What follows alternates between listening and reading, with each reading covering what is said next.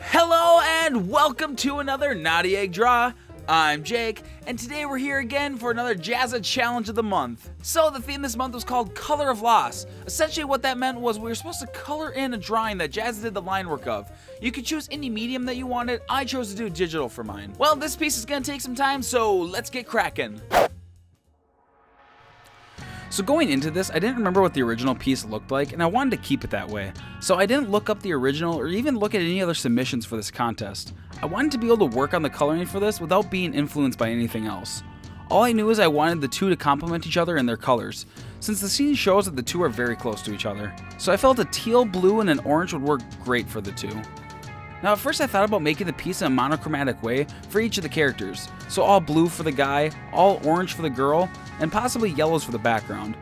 But I thought it would make it a bit too confusing for the eye when it came to the background later on, so I decided against it as I started to work.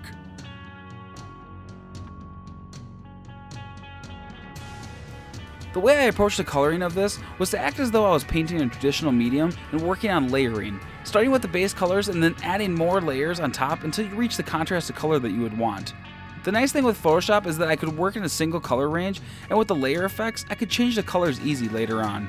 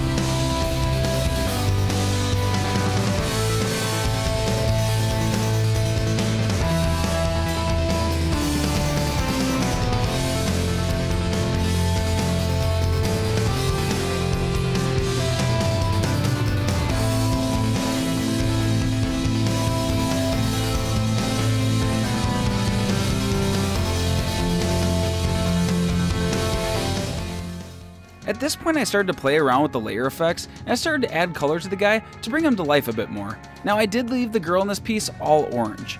Since she was a ghost, I thought it would be better to not give her fleshed out colors, and giving the guy a bit of color made him stand out a bit from her. Though they both stand out in their own ways, the guy because he is a bit more human-like with his colors, but with her she stands out because of the huge contrast of color to him.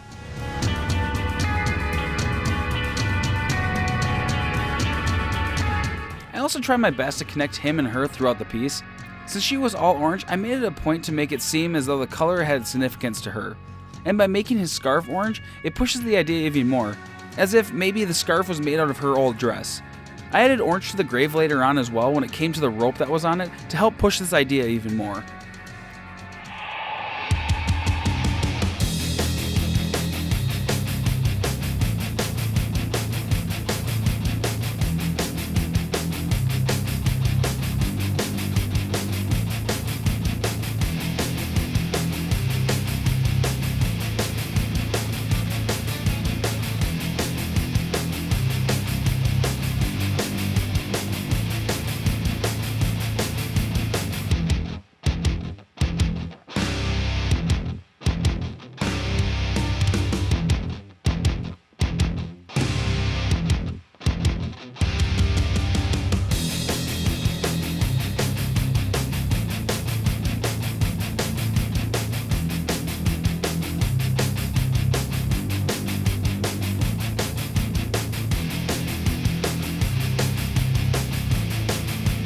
Now at this point I felt like he seemed a bit too clean for a very dystopian world, so I started to add things like dirt to his clothing.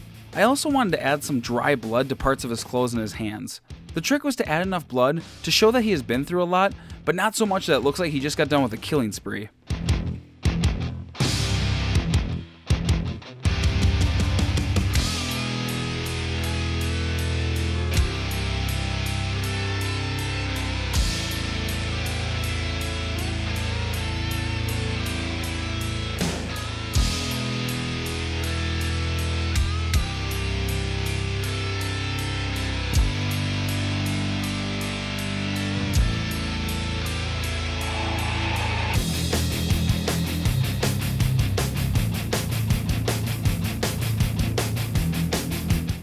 Now as far as the background went, I went really simple with just browns and blacks and some silver throughout for the metals.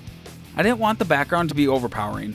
Now just remember when you're working on backgrounds that you understand that darker colors appear to be closer and lighter colors seem to recede further into the background. So when I was working on the background, I made sure to keep this in mind because I was going to have a lighter sky in the background later on.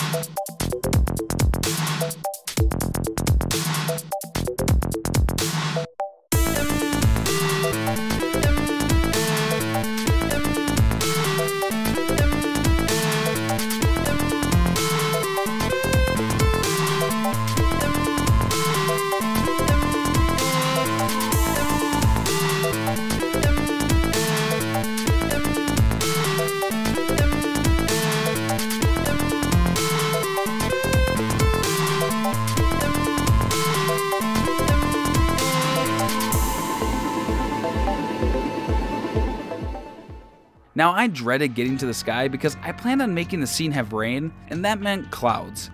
I hate making clouds, I've never been that great at it, but I gave it my best shot in this. So what I did is I laid down a path of red that I wanted the clouds to go in. I wanted them to appear as though they were coming from the grave and going towards the girl. The idea of this is to control the eye of the viewer.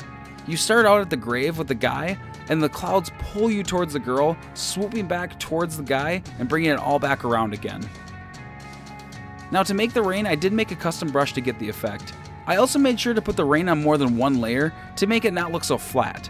So if you ever decide to put rain in a piece of yours, make sure you at least put it on 2 layers and change the angle of one of them to give a slight effect of wind.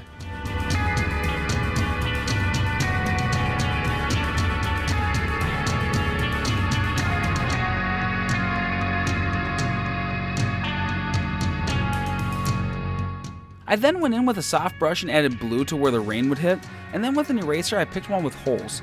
And then I started tapping in the areas to give the effect that the rain is hitting something and bouncing off.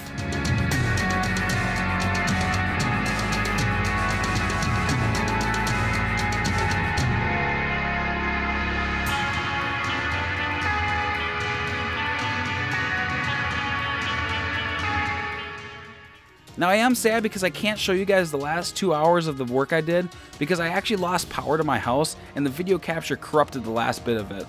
But thankfully for the recovery system in Photoshop, it did save my piece.